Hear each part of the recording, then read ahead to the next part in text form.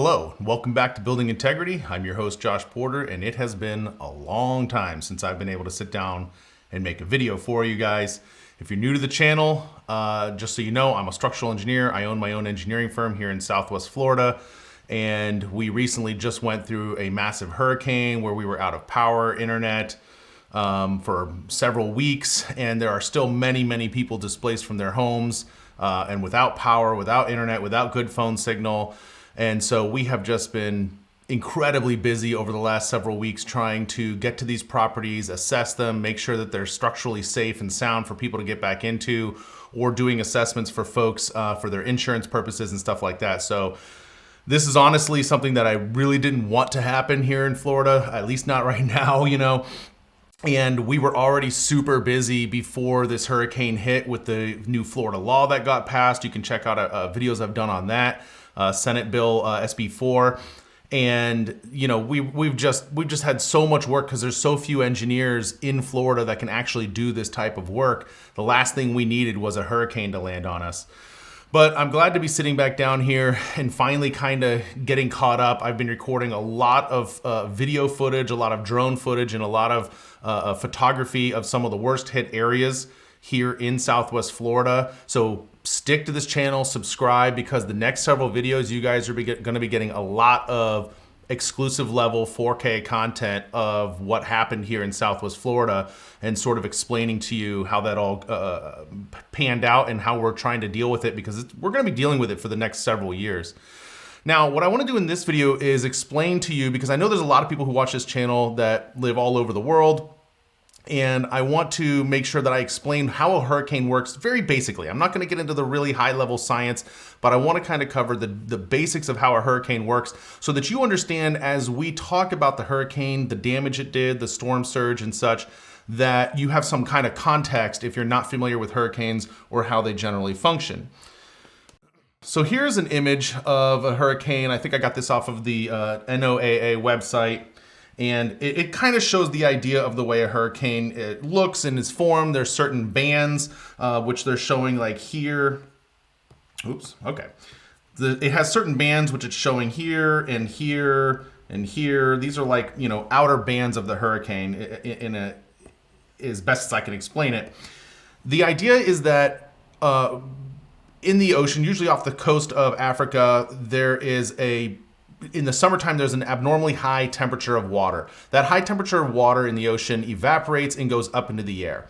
And then as that water cools down in the atmosphere and it drops through precipitation, which is rain, then you end up with this Coriolis effect, okay? I'm not gonna go into the whole Coriolis effect, but essentially in North America, that means these things are going to spin in counterclockwise directions. It's the same reason why toilets in the northern hemisphere, not North America, sorry, in the northern hemisphere spin in a counterclockwise direction, and everything in the southern hemisphere, it's called the Coriolis effect. So as this warm air rises and this moist water rises, and then it cools down and drops down, it spins as it drops down, and this creates what they call a thermal exchange engine. Okay, and as this thermal exchange engine keeps feeding itself power, because there's always this warmer water and cooler air above, it moves across the ocean in a particular direction to seek out more warm water and more cooler air. And so essentially these storm systems generate off the coast, I believe it's off the coast of Africa. They kind of head west and they're basically hurled towards America. And as they reach warmer and warmer waters, and we have very warm waters here in summer in the Gulf of Mexico. So as these hurricanes hit the Gulf of Mexico, they gain a ton of strength, and then they get hurled into Florida or other parts of America, and creates a lot of devastation and a lot of problems. I'm going to go through this particular hurricane. The hurricane that we recently were hit by is called Hurricane Ian.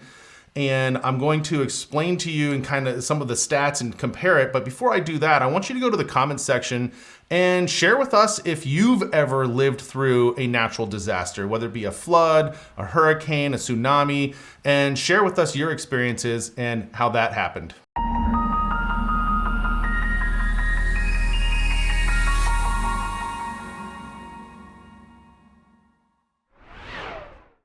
Okay, so we're going to talk about specifically Hurricane Ian and how it kind of matches up to other storms. I'm going to rattle off some statistics for you. This is an aerial image of the storm clouds itself. It's a satellite image over Florida. Hopefully you can kind of see the white outline of Florida. I'll kind of quickly go over it here in yellow. But essentially this is the perimeter of Florida here.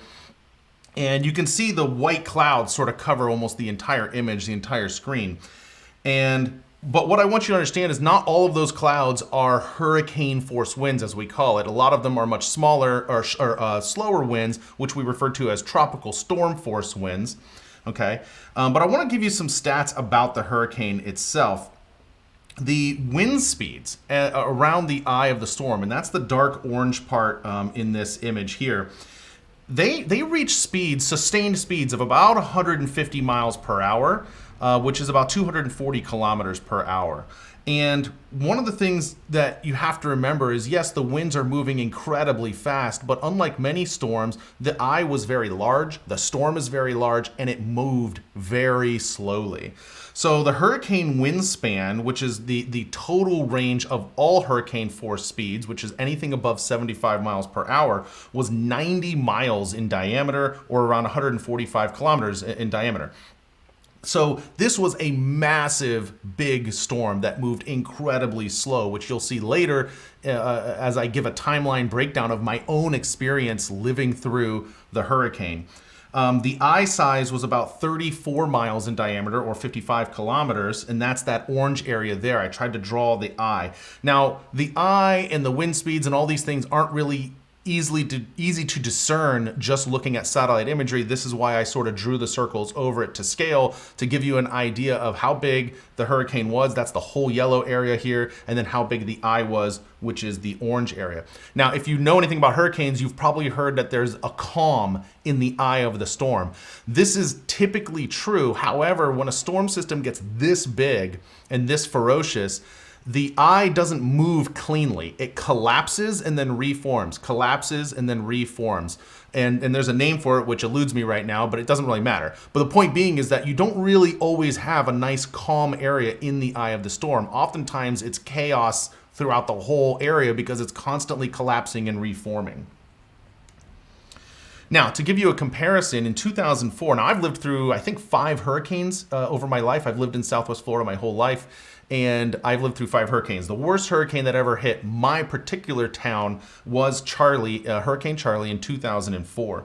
This image is a composite that was put together by somebody else, and it shows how big Hurricane Ian is, the eye of Ian, compared to the entire storm system of Hurricane Charlie. So just as a size comparison, this storm was a monster, and Charlie was like a little baby. And even Charlie came in and wiped out entire towns and did massive devastation when it came through. But I really liked this visual representation of that. To give you another visual representation, this is like a thermal image satellite that's placed over the satellite imagery, the optical imagery, and the colors show. And I'm sorry if you're colorblind. I know I have some followers that are colorblind. There's really nothing I can do about this thermal image. It would take me a long time to reprocess all the colors. But essentially, you can see this very dark area around here. Now, this is not an indicator of hurricane force winds, but this is an indicator of the amount of rainfall that was being dumped onto the state during the hurricane, because that's going to matter in subsequent videos when we start talking about rainfall. And I'll give you a little teaser. Prior to the hurricane hitting Florida, Southwest Florida and Central Florida had already been receiving record level rainfalls beforehand. All of our estuaries, creeks, rivers, everything was already overflowing and at near peak historic highs before the hurricane ever hit. And that caused a lot of flooding and a lot of damage to areas that you wouldn't normally expect a hurricane to actually devastate. And I'll show you some imagery of that later on. The last thing I wanted to kind of show you, going back to that original image with the satellite, and again, I'll kind of highlight Florida real quick here in case it doesn't show up real well on your phones or devices. Hopefully you can see that. This pin here is showing my location at 2 o'clock on the day that the hurricane hit. Okay, and what I'm gonna do is I'm gonna show you kind of a montage of video footage that I recorded during the hurricane at the home that I was staying at this location, and I will show you hour by hour, or half hour by half hour, how the storm moved across the state and what it actually looked like outside. I hope you enjoy. All right, we're gonna go outside and see what it's acting like from up here with a different lens.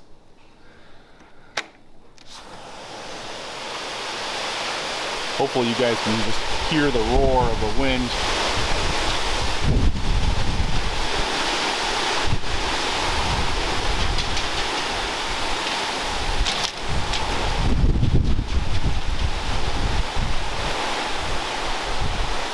See the trees over the houses. They're bent over a little bit there. We're getting up into higher speed winds now.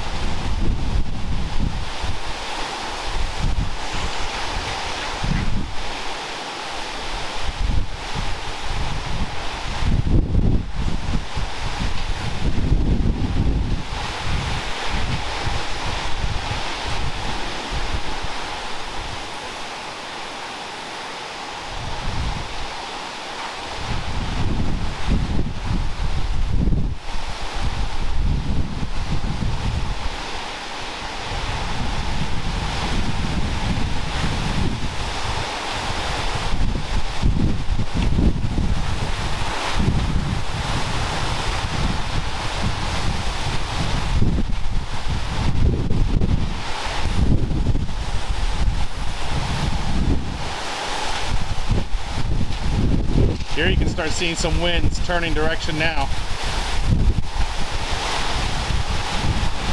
I literally just stopped recording and then noticed that the wind was drastically changing direction to the east. This should be the outer rim of the I band.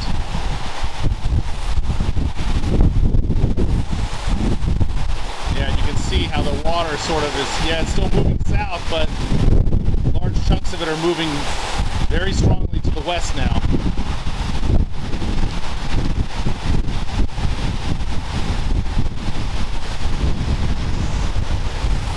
And again, I'm looking straight north at this point. Pretty close to north. You can see that westerly direction, the way the water's shearing across the lake now.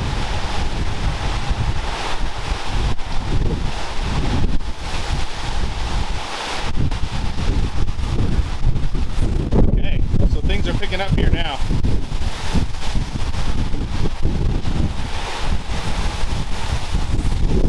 It's probably hard for you all to tell because you can't feel the wind like I can, but hopefully just by looking at the lake you can tell the surface is much more agitated than it was before.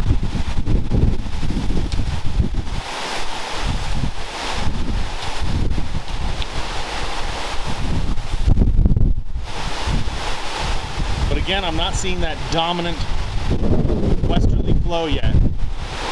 So whereas I thought I saw it coming up before, it must have just been like a small outer ring of the band. My phone is warning me now. Let's see. Extreme weather and wind. Okay, I'm aware. Thank you.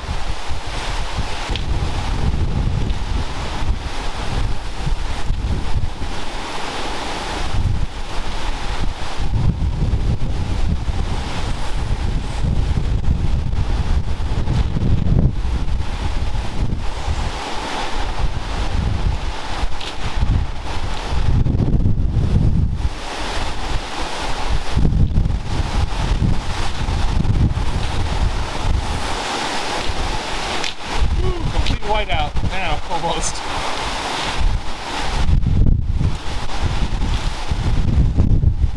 You can see we're losing detail across the lake that direction to the north, which means the rain is getting denser, the wind is getting faster and stronger.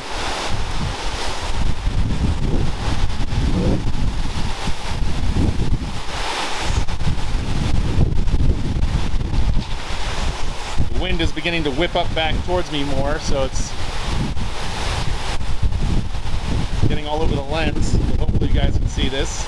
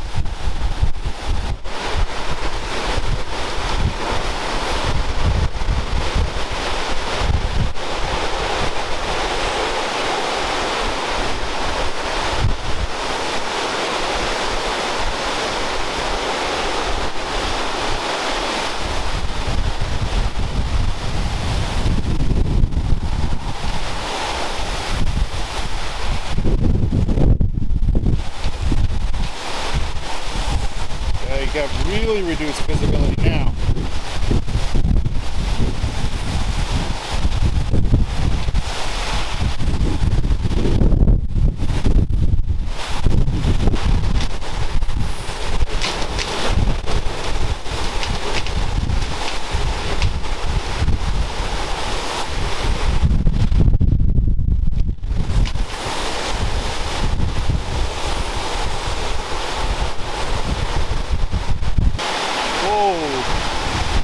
Now we're talking some winds. Holy smokes. Jackson, getting close to the door.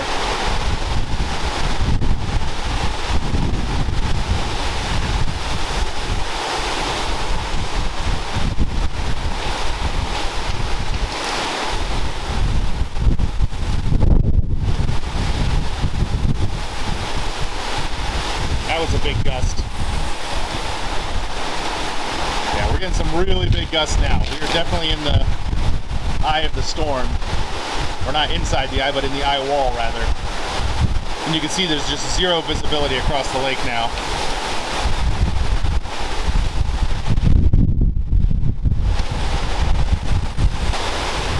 This will probably sit on us for a while. It may pick up even more from here. Like I said, it's tough to gauge without radar access.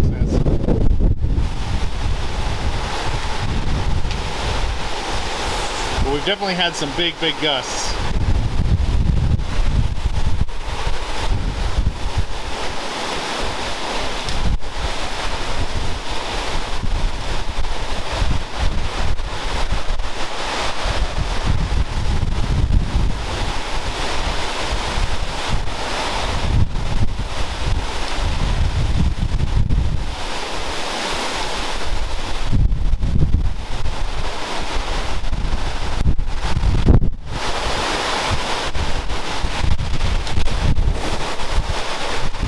Getting away from the edge.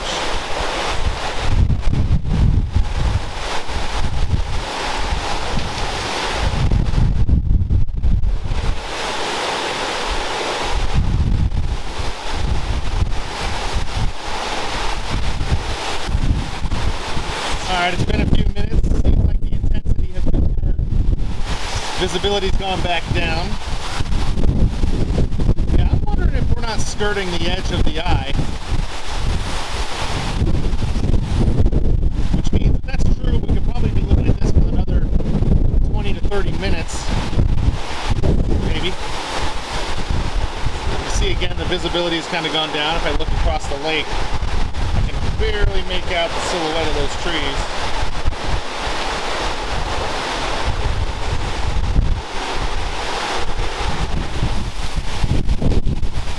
One of the things I have to be cautious of is not standing too close to the edge of the balcony, because there is wind sort of ripping around the building, and I don't want to get hit in the head by a shingle or a roofing tile or something like that.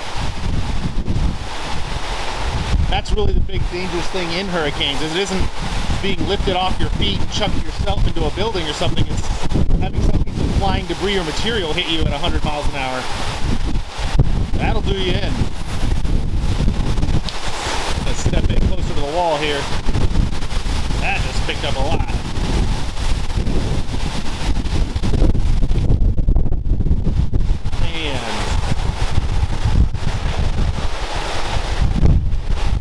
We've lost all visibility now over there. So it's kind of returned back to those conditions from about 15-20 minutes ago.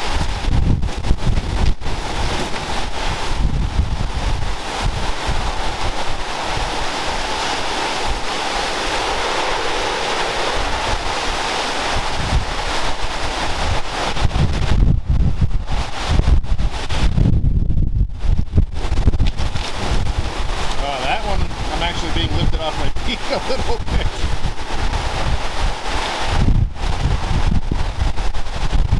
This is probably the fastest sustained winds I've seen. That's kind of surprising.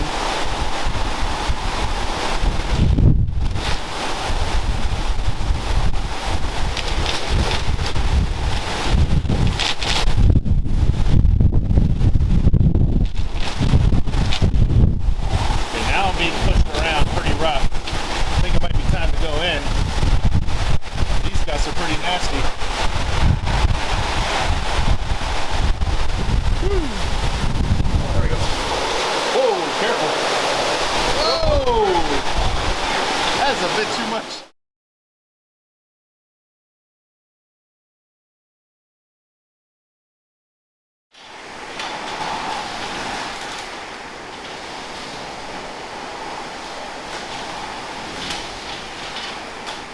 Man, look at the wind pressure just bowing that garage door.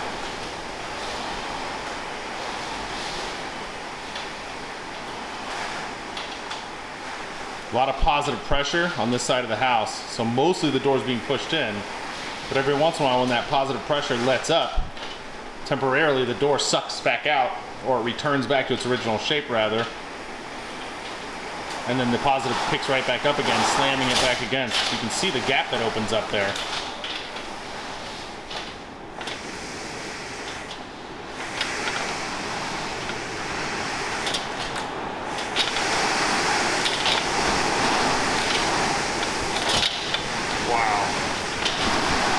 Feel that wind pushing in around that door. That's incredible. This door is flexing like crazy. This door in this back room is being sucked in and out. You can hear the... You can see it moving.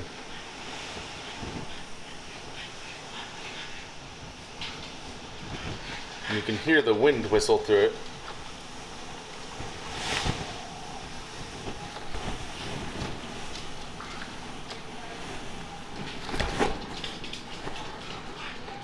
Really, the only thing keeping this door from popping open is the handle set and the deadbolt. But that lack of rigidity and that air leakage around it might actually be what's saving it.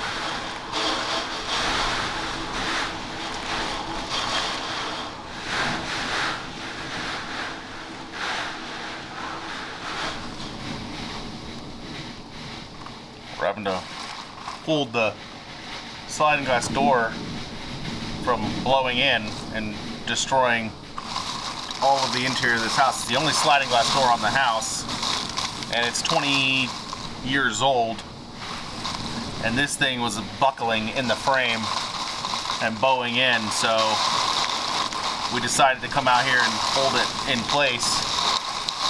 Use a little human muscle to keep things stable. But it is very intense outside. We're guessing probably 150, 155 miles an hour, maybe even greater. We haven't had any news source for several hours now, so we don't know if the storm picked up strength or what. But we can feel this thing shoving our bodies forward, or away from the slider rather, because this thing just wants to blow in.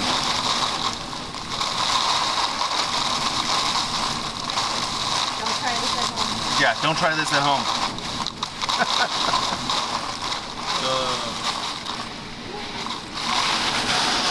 Ooh, that's, I mean, we are pushing pretty hard to keep this door in place. That might be one of the bigger gusts we've seen. Holy crap.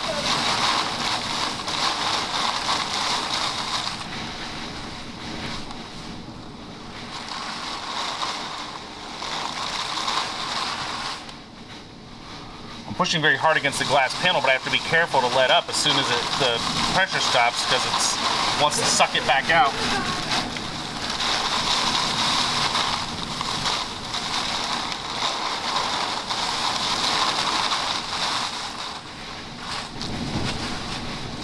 Yeah, that's violent. Those are huge gusts. Oh, jeez. See, I can't hold this thing when it wants to suck out. I can't hold the glass. I wish I actually had suction cups right now. Please do not blow out.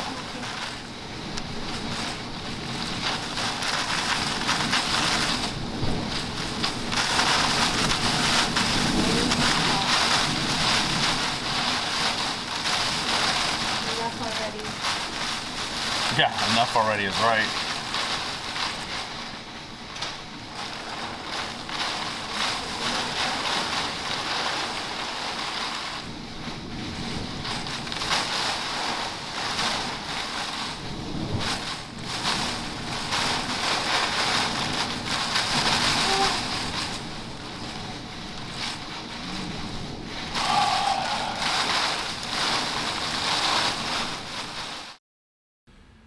In closing, I want to say that my family and where we were at, we were extremely lucky. Yes, we were out of power for over a week, and we were out and had no internet, no phone signal, couldn't run our business for a while. And there's lots of things we can lament about and complain about. But the reality is a lot of places were hit much, much harder. People lost their lives. People lost every possession they own. I mean, it's really, really bad here. Areas like Fort Myers Beach, Sanibel, and the other barrier islands were just absolutely crushed by this storm. I'll show you some aerial footage of that as we go on. And what I'm gonna try to do over the next several videos is go over the structural damage that we're seeing, how the storm caused the damage. A lot of the damage, really, most of the damage was probably caused more by the storm surge in those areas, especially those barrier islands, than it was the actual winds themselves. So we're gonna look at that, and then we're gonna talk about what are the ways in which we can fix these buildings and move forward. Can these buildings be saved? And we're gonna kind of analyze and ask some of those questions. The other thing I really wanna do with this series, this video series that I'm gonna be doing on Hurricane Ian, is I wanna start talking about the housing crisis that we already had in Florida. And there's many parts around the nation where we have a housing crisis. People are moving to Florida in huge magnitudes, and we just don't have the housing capacity to absorb all the new people moving to the state, and this hurricane impacts that greatly. I also want to talk about insurance in Florida. I mean, unless you live in Florida, you probably don't know, but insurance is a major, major problem. Flood insurance, for example, has just quadrupled. That was last year before the storm even hit. So folks that were normally paying $1,500 a year in flood insurance are now paying $6,000 a year in flood insurance. So, and then now we're going to have a lot of insurance carriers that are claiming that they can't even pay this damage from this hurricane, and you'll learn how that whole system works and how it's sort of a shame the way it's structured. But anyway, hopefully you guys stick around and you learn something and enjoy this series. Thanks.